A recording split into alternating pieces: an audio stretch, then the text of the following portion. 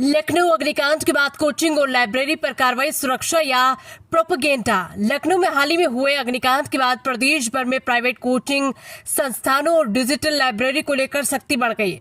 इसी बीच एक बड़ा सवाल भी उठ रहा है कि क्या वास्तव में सभी कोचिंग संस्थानों और लाइब्रेरी को निशाना बनाया जा रहा है या फिर ये केवल सुरक्षा मानकों को लागू करने की प्रक्रिया है। सूत्रों और स्थानीय चर्चाओं के अनुसार जिस भवन में आग लगने की घटना हुई थी वहां कथित रूप से कोई कोचिंग संस्थान या लाइब्रेरी संचालित नहीं थी, बल्कि एक निजी कंपनी का कार्यालय था जहां कई युवक युवतियां कार्यरत थे। यदि ये तथ्य सही है तो फिर प्राइवेट कोचिंग संस्थानों और लाइब्रेरी को व्यापक स्तर पर कार्रवाई का सामना क्यों करना पड़ रहा है?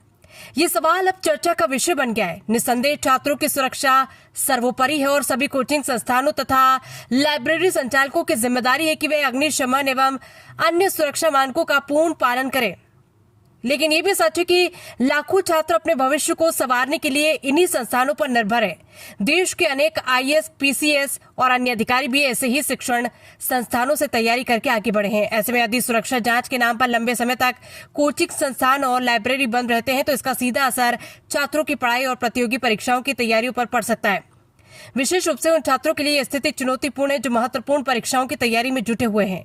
साथ ही प्रशासन को केवल कोचिंग संस्थानों तक सीमित न रहकर उन सभी आवासीय भवनों और व्यावसायिक प्रतिष्ठानों की भी जांच करनी चाहिए जहां सुरक्षा मानकों की अनदेखी कर व्यावसायिक गतिविधियां संचालित की जा रही है।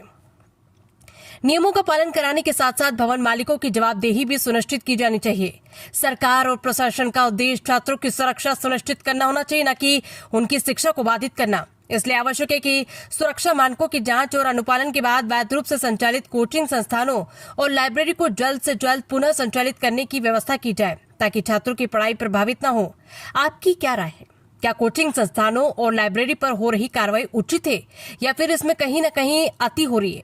अपनी राय कमेंट करके हमें जरूर बताएं।